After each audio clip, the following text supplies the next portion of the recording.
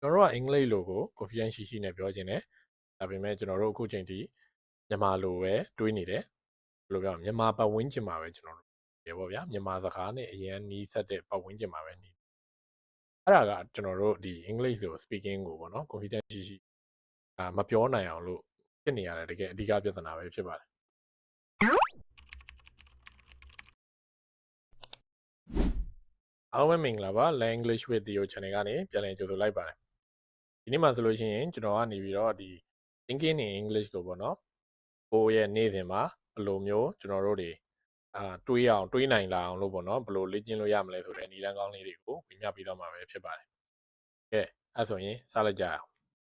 ်မိတ်ဆွေတို့ကိုပြီးခဲ့တဲ့ဗီဒီယိုမှာကျွန်တော်ပေးခဲ့တဲ့ challenge လေးတစ်ခုကိုသတိရကြရလားမှန်ဝင်ကြည့်ပြီးတော့ကိုယ့်ရဲ့တနေ့တာကိုEnglish လိုတွေးပြီးတော့ပြောကြည့်ဖို့ပဲဖြစ်ပါတယ်မိတ်ဆွေတို့လုပ်ဖြစ်ကြရလားတကယ်လို့လုပ်ဖြစ်တယ်ဆိုရင်အရန်ကောင်းပါတယ်မိတ်ဆွေဒီလိုမျိုးသာဖြည်းဖြည်းနဲ့လေ့ကျင့်သွားမယ်ဆိုရင်တနေ့နဲ့တစ်ချိန်ချိန်မှာကိုကအင်္ဂလိပ်လိုကို confidence ရှိရှိနဲ့ပြောနိုင်နေတာကိုကိုကခံစားလာရမှာပဲဖြစ်ပါတယ်ကဲ၍မလုပ်ဖြစ်သေးတဲ့မိတ်ဆွေတွေကလည်းဒါမှမဟုတ်ခုမှဒီဗီဒီယိုကနေပြီးတော့ဗောနော်ဒီလာကြည့်ဖြစ်တဲ့လူတွေပဲဖြစ်ဖြစ်ပေါ့ဒီဗီဒီယိုလေးကိုကြည့်ပြီးသွားတဲ့နောက်မှာမိတ်ဆွေတို့ဒီနီလန်းလေးကိုလည်းစပ်ပြီးအသုံးချပြီးတော့ကိုဘယ်လို English လိုတွေးရမလဲဆိုတာကိုလေ့ကျင့်လွန်ပြီးတော့ကိုယ့်ရဲ့ဒီ English speaking ကို confidence ရှိပြောနိုင်လာအောင်လို့စပြီးတော့လေ့ကျင့်နိုင်မှာပဲဖြစ်ပါတယ်ကဲအဲ့ဒါဆိုရင်စလိုက်ကြအောင်ကျွန်တော်ဒီမိတ်ဆွေတို့ကိုဒီကျွန်တော်ရဲ့ဒီနီလန်းလေးပေါ့နော် tips လေးကိုကျွန်တော်မပြောခင်မှာမိတ်ဆွေတို့ကျွန်တော်မေးချင်တာလေးတစ်ခုရှိပါတယ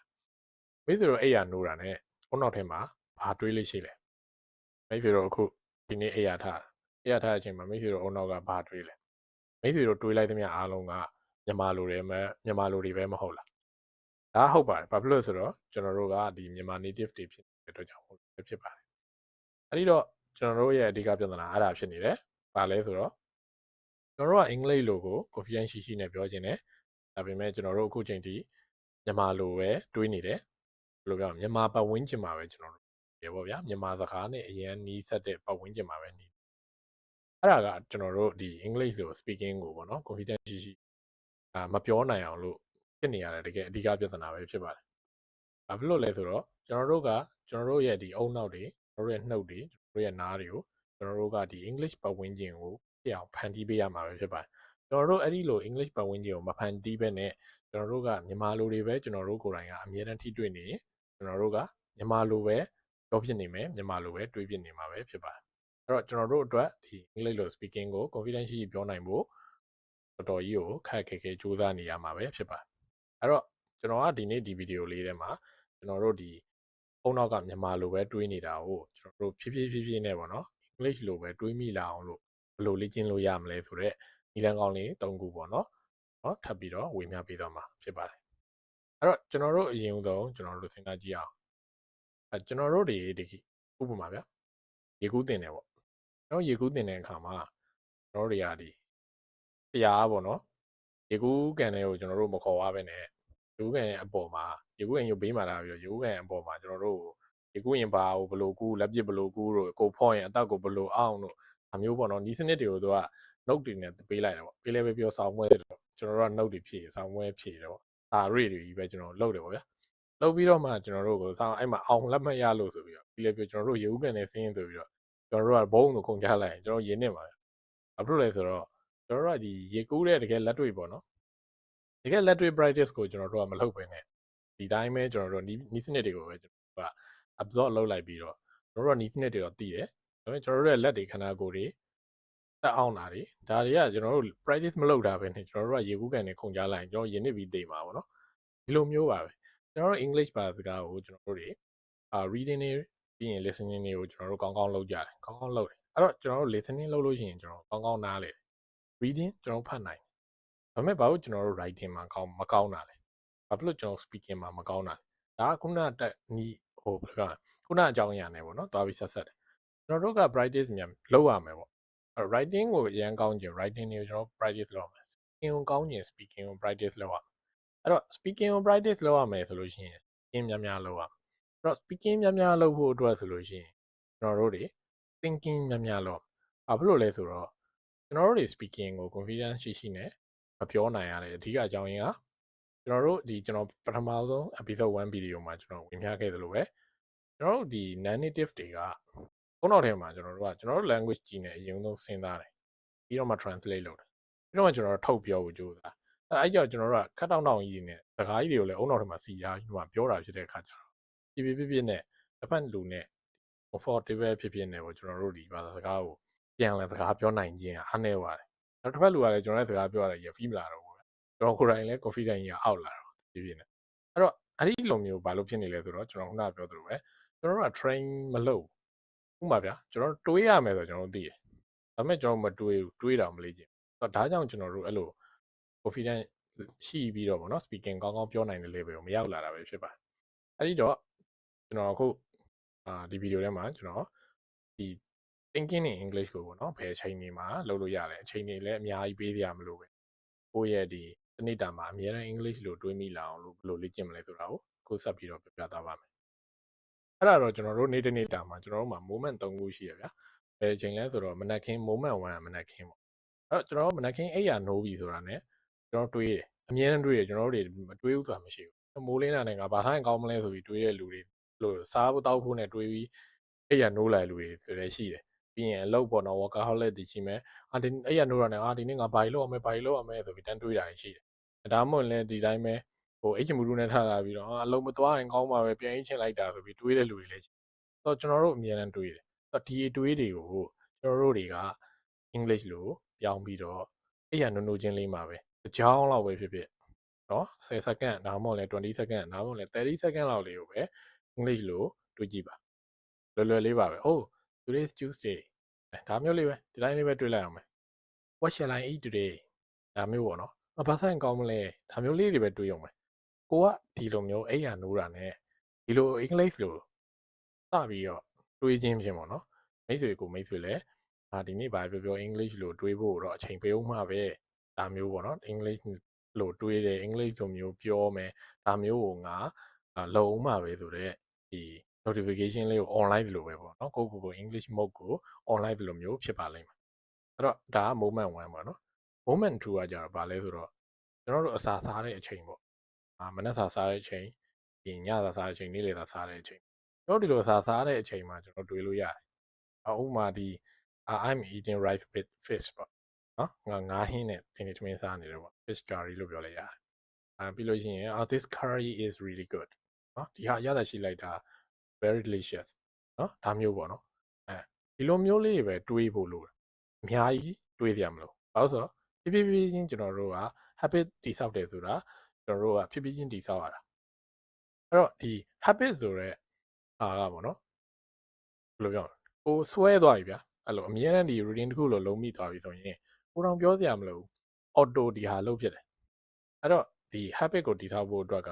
ချိန်နည်းနည်းယူရမယ်ပြီးရင်ကိုက consistent ရှိနဲ့လုပ်နိုင်အောင်လို့ကို discipline ပေါ့နော်ရှိအောင်တော့ကြိုးစားရမယ်ဆိုတော့ဒီလိုမျိုးလွယ်ကူဒီ sentence လေးတွေကိုစပြီးတော့စဉ်းစားတာနေပြီးတော့မိတ်ဆွေစပြီးလေ့ကျင့်ဖို့လိုလိမ့်မယ်အဲ့တော့စာစားတဲ့ moment ပြီးတော့နောက်မှာကျွန်တော်တို့ညအိပ်ရဝင်ချိန်အဲ့တော့အိပ်ရဝင်ချိန်မှာလည်းလူတိုင်းကတွေးတယ်တချို့ဆိုရင်တော့လည်းဒီလိုပူပန်တော့ကတွေးမိတာချို့ကြလည်းကြီးခဲ့တဲ့ရုပ်ရှင်တွေးမိတာချို့ကြလည်းရုပ်ရှင်ကြည့်ပြီးမှအိမ်ရင်နဲ့အိတ်ခဏီကြအဲ့ဒါတွေတွေးမိပြီးအဲ့ဒါတွေအိမ်မက်မှတ်တာအဲ့တော့ကျွန်တော်တို့အိတ်ခဏီမှာလည်းချိန်လေး10မိနစ်လောက်ပဲပေးပြီးတော့မျက်လုံးမမိတ်ခင်လေးမှာတွေးကြည့်ပါ English လိုမျိုးဘာတွေတွေးလို့ရလဲဆိုတော့အိပ်ရဝင်တဲ့အချိန်ကပို့ပြီးတော့တွေးမိကြတယ်အဲကြောင့်ကိုတွေးချင်တာတွေးလို့ရတယ်ဗျာကိုရဲ့တနေ့တာကိုတွေးတာဖြစ်ဖြစ်ဒါမှမဟုတ်ရုပ်ရှင်စကြောင်းတွေတွေးတာပဲဖြစ်ဖြစ်ဒါမှမဟုတ်မနှက်ဖန်ဘာလုပ်မယ်ဆိုတာတွေတွေးတာပဲဖြစ်ဖြစ်အဲ့ဒါတွေအားလုံးကို English လိုတွေးနိုင်အောင်လို့စူးစမ်းကြည့်ပါအဲ့ဒီ moment 3ခုကိုမိတ်ဆွေကနေ့စဉ်သာဒီလိုလေးတွေးသွားမယ်ဆိုလို့ရှိရင်နော်တွေးကိုလေ့ကျင့်မယ်ဆိုလို့ရှိရင်မိတ်ဆွေတဖြည်းဖြည်းနဲ့ကိုက English လိုတွေးတဲ့အကျင့်လေ့ကျင့်နေဖြစ်လာပြီးတော့မိတ်ဆွေရဲ့နှုတ်ကနေလည်း English လိုတွေရှော့ရှူနဲ့အုံနောက်ကတွေး English လိုနှုတ်ကနေထွက်အုံနောက်ကတွေး English လိုနှုတ်ကနေတန်းထွက်ဒါမျိုးအခြေအနေကိုဖြည်းဖြည်းနဲ့ရောက်ရှိလာမှာပဲဖြစ်ပါတယ်ကဲအဲ့ဆိုလို့ရှိရင်ကျွန်တော်ကဒီ moment လေး3ခုကိုပေါ့နော်ဘယ်လိုလေ့ကျင့်ရမလဲဆိုတာကိုပြောပြပြီးသွားပြီဆိုတော့မိတ်ဆွေတို့လိုက်လုပ်ကြည့်မယ်လို့မျှော်လင့်ပါတယ်ဒါမဲ့ကျွန်တော်ဒီ moment 3ခုမှာဘယ်လိုလေ့ကျင့်ရမလဲဆိုတာပြောသွားတဲ့အချိန်မှာကိုယ်တွေကဒီလိုတွေးနိုင်တယ်ပေါ့နော်ဒီ system ပေါ့နော်ဒီဟာပေါ့တွေးတာတွေအရန်ကိုလွယ်ကူတယ်အရန်ဒီလောက်လေးပဲလားဒီလောက်လေးတွေဒီလိုလေးတွေလောက်ယုံလောင်းနေပေါ့တိုးတက်ပါမလားတို့ပါဒါမျိုးတွေးမိပြီးတော့မိတ်ဆွေတို့ကဘယ်လိုပြောမလဲအကျိုးကျေးဇူးပေါ့နော်အကျိုးကျေးဇူးကိုလက်တွေ့အရန်ဟိုချက်ချင်းလက်ငင်းမခံစားရတဲ့အခါမှာမိတ်ဆွေတို့ကဒီလောက်ရက်ကိုပေါ့နော်ဟိုမလောက်တော့ဘဲနဲ့ရပ်ပလိုက်ကြတာမျိုးအခြေအနေတွေရှိပါတယ်ဒါကလည်းတကယ်တော့အဓိကပြဿနာတစ်ခုဖြစ်ပါတယ်ဘာလို့ဆိုတော့သူတော်တော်များများကတစ်ခုခုကိုလုပ်ပြီးဆိုရင်ချက်ချင်းလက်ငင်းအကောင့်ထဲပေါ်ပြီးချက်ချင်းလက်ငင်းအကျိုးကျေးဇူးကိုခံစားရတာမျိုးလို့ရလိမ့်ရှိပါတယ်ဒါတကယ်တော့